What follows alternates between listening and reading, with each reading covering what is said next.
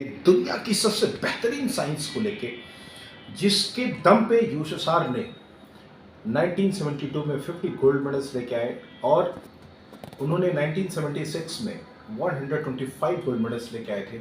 आज मैं ऐसे साइंस से आपको परिचित कराने वाला हूँ जिसके आधार पे अगर आप अपने बच्चों का कैरियर सिलेक्शन करना शुरू कर दें तो आपके बच्चों के अंदर जो जन्मजात प्रतिभा होगी उसके हिसाब से ही आप उनको करियर दे पाएंगे और आपका बच्चा हमेशा टॉप करेगा, हमेशा खुश रहेगा और हमेशा दिन दुनिया रात चौगुनी तरक्की करेगा।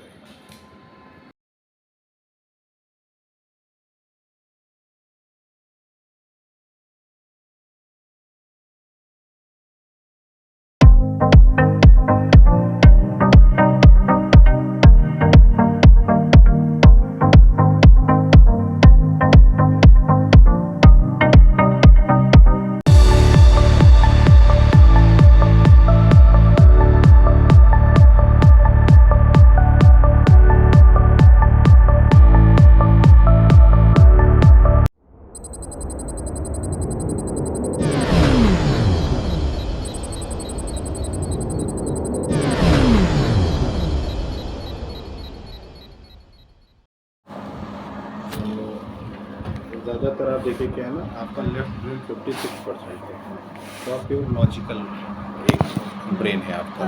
आप प्योर लॉजिक इस्तेमाल करती हैं। लेफ्ट एडीडी राइट नहीं लॉजिकल है, तो आगे फिर कैरियर सिलेक्शन में हम उन्हीं सब चीज़ों को लेते हैं। जैसे लॉजिकल होता है, बहुत सारे रीजनिंग्स होते हैं, तो रीजनिंग राइट ब्रेन का हिस्सा होता है और लेफ्ट ब्रेन का लॉजिकल हिस्सा होता है। बहुत सारे एग्जाम्स ऐसे होते हैं जिसमें रीजनिंग ज़्यादा होती है, वही दिए है ना, तो वो सारी चीज़ें। 80 एंगल ये ठीक है। 80 एंगल में क्या है, एक्टिव रहना, फुल बॉडी का कोऑर्डिनेशन, मूवमेंट वो बहुत अच्छा है आपका। 36% is a good. Athletic body है, जैसे अगर आप चीज़ें करती तो फिर एथलेटिकली ये बहुत इंपॉर्टेंट होता है। मोर देन अगर 45 या 40 होता तो हम उन बच्चों में अगर कहते हैं तो हम उसमें हम एथलीट बॉडी उसको नहीं मानते हैं। अच्छा। जैसे वो कहते हैं कि हम, जैसे आप कहते हैं कि मुझे क्रिकेटर बनना है, बट आपका 80 एंगल 45 हो, तो सीधा मना कर देंगे। अच्छा, क्योंकि फुल बॉडी का कोऑर्डिनेशन अच्छा नहीं होगा कि किस स्पीड से बॉल आ रही है, किस स्पीड से मूवमेंट करना है, वो मैसेज कन्वे फास्ट नहीं होता है। 80 स्लो है क्या? नहीं, ये बहुत अच्छा है। ये जितना कम होता है उतना अच्छा होता है ना, ये चीज़ है। अब यहाँ की बात करें, लोब की बात करें अगर, तो इसमें अभी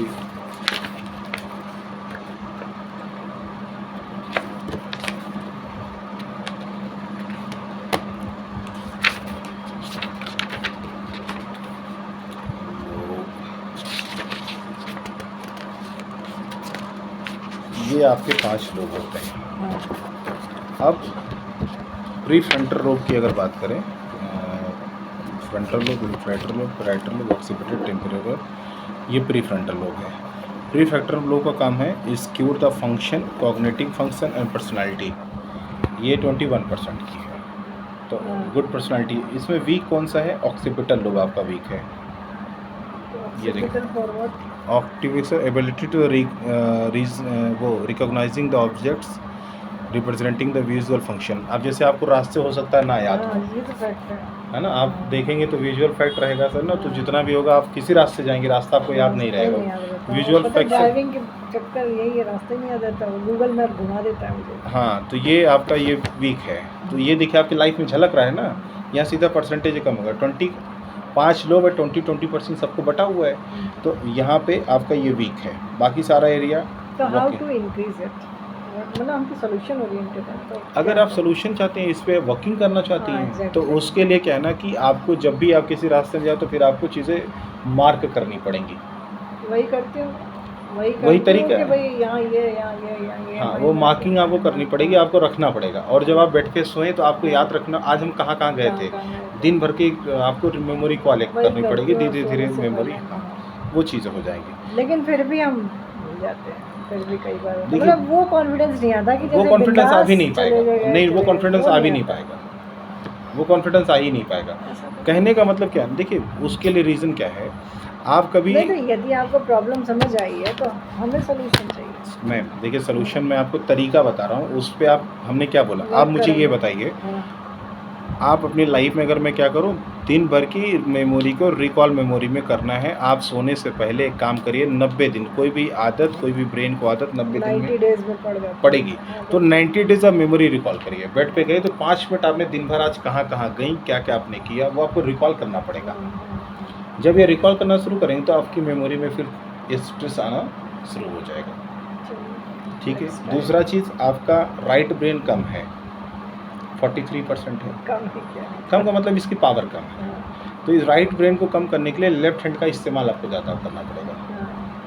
तो लेफ्ट हैंडर हुई नहीं, राइट हैंडर वो तो रहेंगी, लेकिन आपको मैक्सिमम चीज़ें राइट हैंड से करनी पड़ेंगी। जैसे उस काम, हाँ लेफ्ट हैंड से करिए, उस काम को करिए जिससे कोई नुकसान ना होता हो।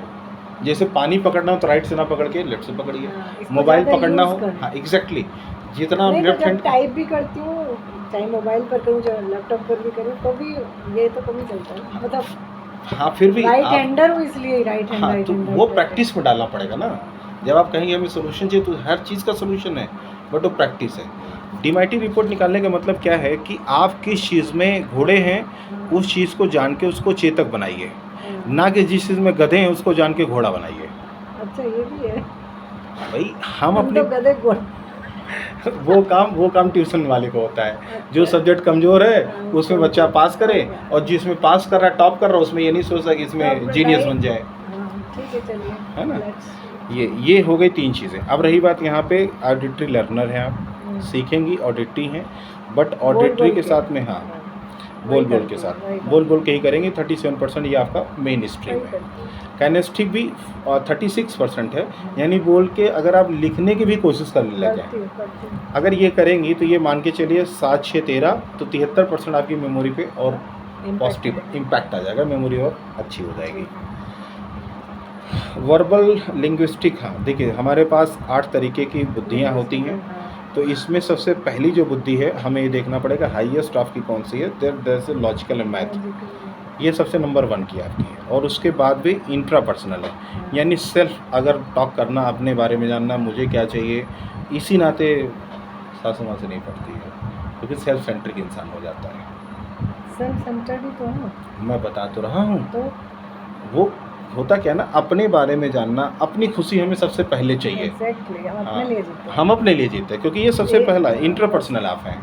अगर आप यही इंटरपर्सनल होती तो आप दूसरे की सुविधा को पहले देखना पसंद दूसरे को देखते हैं, बट ना वो सेल्फ सेंट्रिक है ना, वो सेल्फ इंट्रापर्सनल है। तो सबसे ज़्यादा ये है। और इसके बाद अगर देखा जाए 13% तो लॉजिक बहुत लगाती हैं आप, है ना, ब्रेन बहुत लगाएंगी, तो लॉजिकल आपका बेटर है। और लॉजिकल से ज़्यादा वर्बल भी है 14, बोलने चालने में बहुत माहिर हैं। तो 2nd नंबर का आपका ये है। यही चीज़ पेज नंबर 9 में लिखा रहेगा with number. Page number 7, page number 8, page number 9, यही चीज़ यहाँ पे लिखा हुआ है। तो सबसे पहले आपका कौन सा आया, सबसे पहले आ गया इंटरपर्सनल। ये देखिए कहाँ गया ये, तो ये आपकी रिपोर्ट नहीं है भाई, मैं कह रही तीनों साथ है, आप किसी और के लिए निकालिए। 1 मिनट, सीक्वेंस चेंज हो जाएगा ना, हालांकि उसमें पेज 9 लिखा है। हाँ वो हमें पता है पेज 9 पे, वो दूसरे को हम देख के कह दिए नहीं, ये चीज़ दूसरी, ये चीज़ दूसरी है। ये तो मैं कह रही हूँ कि हमने तीनों की एक साथ रिपोर्ट निकाली है, ये स्टेपल नहीं करी है। हाँ तो ये आ रहा है 47, 42,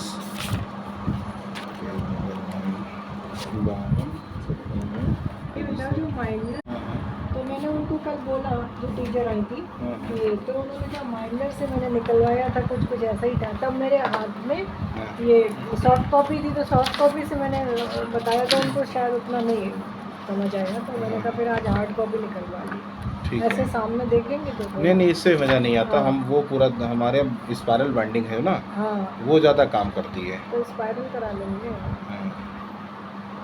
ये आपका नेचर हो गया। वो तो कहीं कलर प्रिंटेड था वहाँ पर, तो हमने कहा कि इसका इम्पैक्ट कलर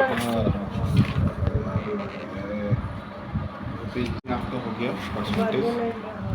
ठीक है ना, इसमें वर्बल बहुत अच्छा है, यानी अगर आप बात करते हैं, अगर प्रोफेसर होना हो, बातचीत करना हो, अच्छी टीचर होना, अच्छा पॉलिटिशियन होना हो, अच्छा स्पीकर होना हो, बहुत अच्छा है। धर्मगुरु भी बहुत अच्छा आप हो सकते हैं, लेक्चर बहुत अच्छा दे सकते हैं।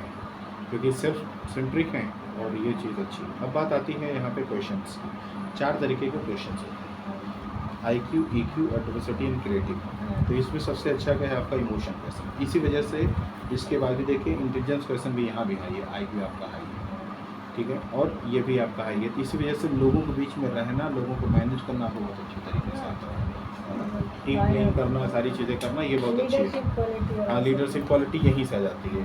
अच्छा EQ वाला ही व्यक्ति अच्छा बिजनेसमैन बन सकता है, अच्छा फैमिली वाला बन सकता है, सारी चीज़ें अच्छा कर सकता है। यहाँ पे है माई एक्वायरिंग मेथड्स।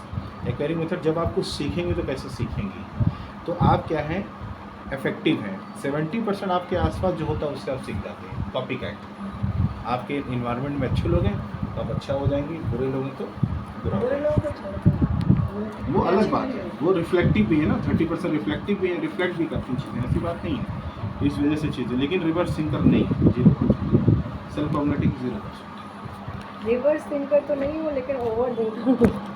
वो ओवर थिंकर क्यों है, क्योंकि ये जो आप इंट्रा पर्सनल है 16% है ना, 17% है, इस वजह से आप ओवर थिंकिंग करती हैं, ज़्यादा सोचती इस वजह से।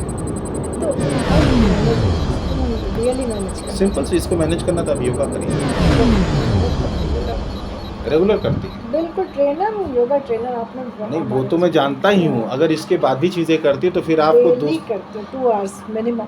तो फिर आपको दूसरी चीज़ आनी पड़ेगी। इस दुनिया का जो सबसे बड़ा आधार है अध्यात्म, वहाँ स्पिरिचुअल बहुत ज़्यादा है, और आज से नहीं, बचपन से। बचपन से है ना, तो फिर अब फिर हमारे पास आना